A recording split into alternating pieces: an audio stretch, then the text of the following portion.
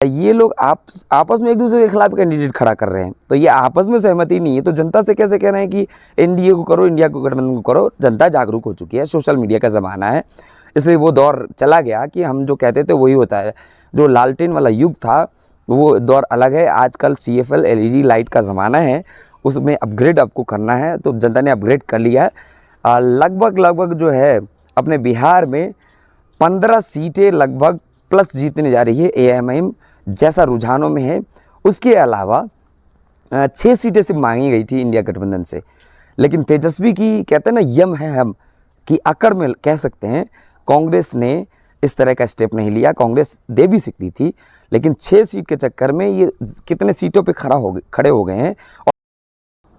सो मैं आप सभी को यही कहूँगा कि जिस प्रकार से दरभंगा ग्रामीण सीट को यहाँ पे बांटने की कोशिश की जा रही है, हमें समझना होगा, क्योंकि जितनी आबादी उतनी हिस्सेदारी की बात की जाती है, तो इसमें इस तरह की नुमाइंदगी की भी बात होनी ही चाहिए। लगभग जो है अपने बिहार में 15 सीटें लगभग प्लस जीतने जा रही है AIMIM, जैसा रुझानों में है। उसके अलावा 6 सीटें सिर्फ मांगी गई थी इंडिया गठबंधन से, लेकिन तेजस्वी की कहते हैं ना यम है हम कि अकड़ में कह सकते हैं, कांग्रेस ने इस तरह का स्टेप नहीं लिया। कांग्रेस दे भी सकती थी, लेकिन 6 सीट के चक्कर में ये कितने सीटों पे खड़े हो गए हैं और अच्छी पोजीशन में है। राणा रणजीत सिंह इनके पास एक ऐसा चेहरा है कि राहुल गांधी जहाँ जहाँ रैली करते हैं वहाँ कितना स्ट्राइक रेट रहता है।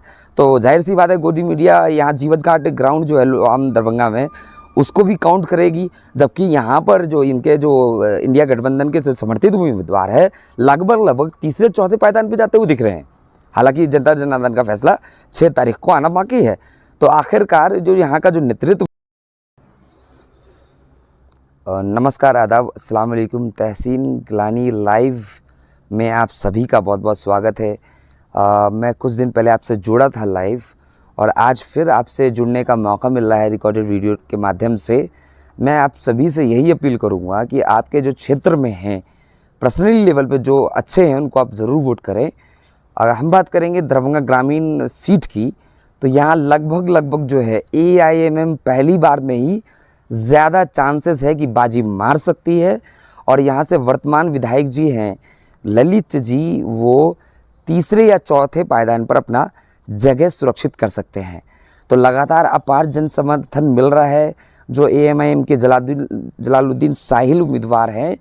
और चूँकि ये दरभंगा ग्रामीण में जिस प्रकार से जो लगभग 15-20 साल से एक टेंडेंसी चल रही है, उस टेंडेंसी में क्या है कि विकास कम और पार्टी बेस्ड पे वोट दिया जाता। तो आखिर पार्टी बेस्ड पे वोट कब तक मिलता रहेगा? आखिर गांव ग्रामीण की जो समस्याएं हैं, लोआम में हॉस्पिटल है वो अभी तक वो स्ट्रक्चर बन गया, लेकिन उसमें प्रॉपर कोई व्यवस्था नहीं हो पाई। एक सरदर्द की गोली नहीं मिल सकती है आपकी वहाँ। इतना बड़ा कैंपस बन के भी एकदम बिल्कुल धूल चाट रहा है वो कैंपस। तो ये सवालिया निशान खड़ा करता है कि वर्तमान विधायक जी का पावर क्या है, और इस तरह का जो चीज़ लाने में वो कैसे असफल रहे हैं।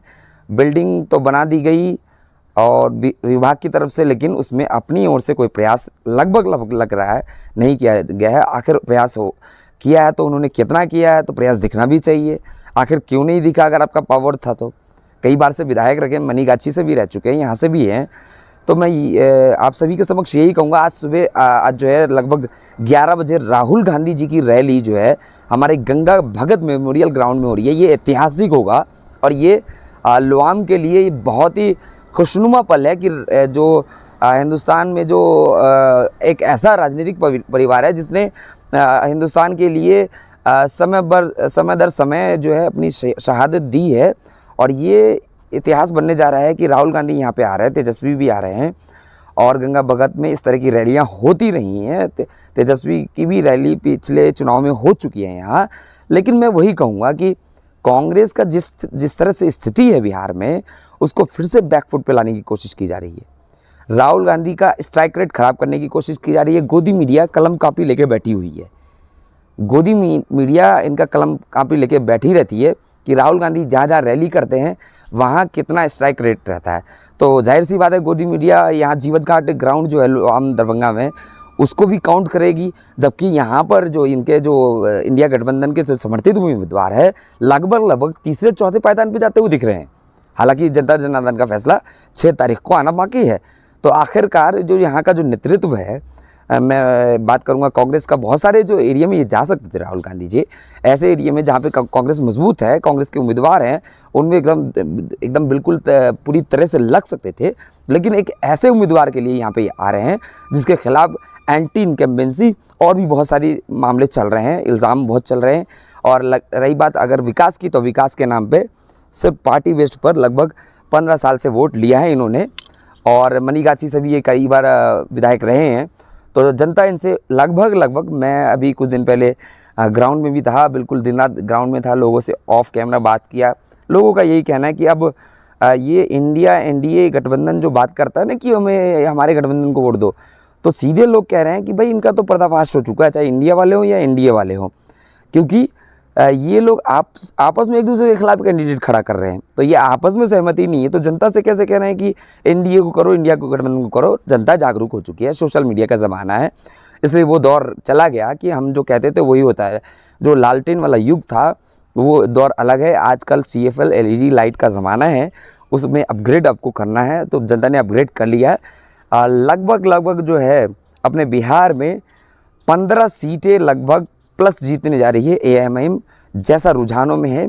उसके अलावा 6 सीटें सिर्फ मांगी गई थी इंडिया गठबंधन से, लेकिन तेजस्वी की कहते हैं ना यम है हम कि अकड़ में कह सकते हैं, कांग्रेस ने इस तरह का स्टेप नहीं लिया। कांग्रेस दे भी सकती थी, लेकिन 6 सीट के चक्कर में ये कितने सीटों पे खड़े हो गए हैं और अच्छी पोजीशन में है। राणा रणजीत सिंह इनके पास एक ऐसा चेहरा है जो कि न्यूट्रल चेहरा को दिखाता है कि आखिर मजलिस के साथ जितने भी गठबंधन है वो एकदम सार्थक है, प्रासंगिक है और विश्वसनीय है और दूसरे गठबंधनों के मुकाबले। तो इस बार भी सीटें लगभग अच्छी खासी सीटें मिलने जा रही है।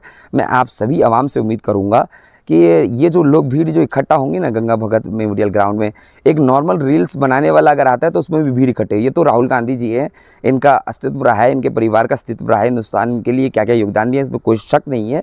सैल्यूट है इंदिरा गांधी जी को, नेहरू जी को, और भी जो सोनिया जी हैं, राजीव गांधी जी है, उनका जो प्रयास है बेलॉस है हिंदुस्तान के लिए, इसमें कोई शक नहीं है। लेकिन अखिलेश प्रताप सिंह जो RJD की तरफ लगभग झुकाव रहता था और कांग्रेस के कई सालों तक अध्यक्ष रहे, आखिर उनके कार्यकाल में कांग्रेस इतनी कमज़ोर क्यों हुई? तो यहाँ आलाकमान को देखना होगा। कांग्रेस को फिर से खड़ा होना है तो अपने स्टैंड खुद लेना होगा। तो आज जो भीड़ इकट्ठा हो रही है तो भीड़ महज उनको देखने के लिए है। लोग बहुत सारे गुमान बैठे हैं कि भीड़ इकट्ठा होगी तो ये वोट में तब्दील होगी। जी नहीं, मेरी बहुत सारे लोगों से बात हो चुकी है, वो कहे हैं सीधे कि यहाँ जाने का मतलब ये नहीं है कि हम ललित जी को वोट देने जा रहे हैं।